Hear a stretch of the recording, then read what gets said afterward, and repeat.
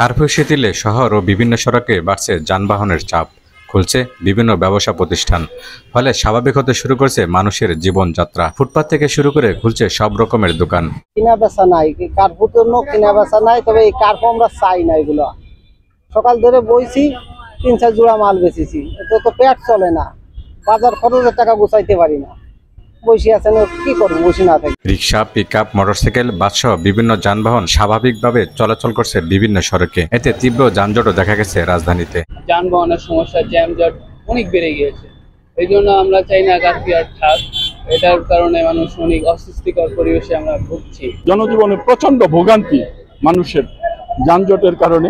ব্যবসায়ীরা জানায়, গত কয়েকদিনে কারফিউর কারণে পরিবেশ শান্ত থাকলেও আমাদের ব্যবসা ভালো হয়নি। দোকান তো খোলার খুশি, কিন্তু বেচা কেনা নাই।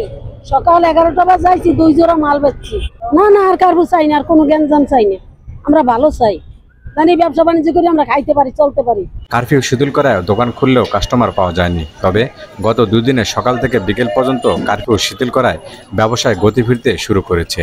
গত সপ্তাহে কারফিউ ছিল, আমরা দোকানপাট খুলতে পারি না, আমাদের অনেকের দোকানপাটে ক্ষতি হয়েছে। আর্থিক সমস্যা, তো আমরা তো আর আহামরি বড় লোক না, আমরা এই ব্যবসা করেই খাই। দেশের পরিস্থিতি যদি এইভাবে থাকে, আমরা তো আর কর্ম করতে পারবো না, তা আমাদের চলতে অনেক কষ্ট হয়। এখন সরকার আবার শিথিল করে দিচ্ছে, আমাদের জন্য ভালো হয়েছে। আমরা যাই হোক, বেচে কিনা 2 টাকা কম হোক, তাও আমরা দোকানটা শান্তি মতো খুলতে পারতেছি। যে কোনো অপ্রীতিকর ঘটনা এড়াতে আইনশৃঙ্খলা বাহিনী ও সেনাবাহিনীর টহল দিতে দেখা গেছে।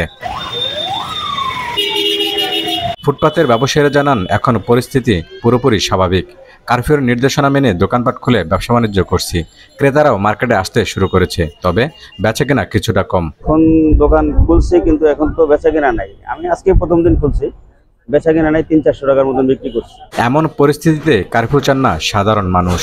এরকম কারফিউ আমাদের আর দরকার নেই। আমরা চাই না আমাদের দেশে যুদ্ধ হোক। সবাই ভাই ভাই, আমরা সবাই একসঙ্গে বাঁচতে চাই দেশে। কারফিউ শিথিল হওয়ায় অনেকটাই সড়কে যান চলাচল বেড়েছে, কিছুটা স্বস্তি নেমেছে জনজীবনে।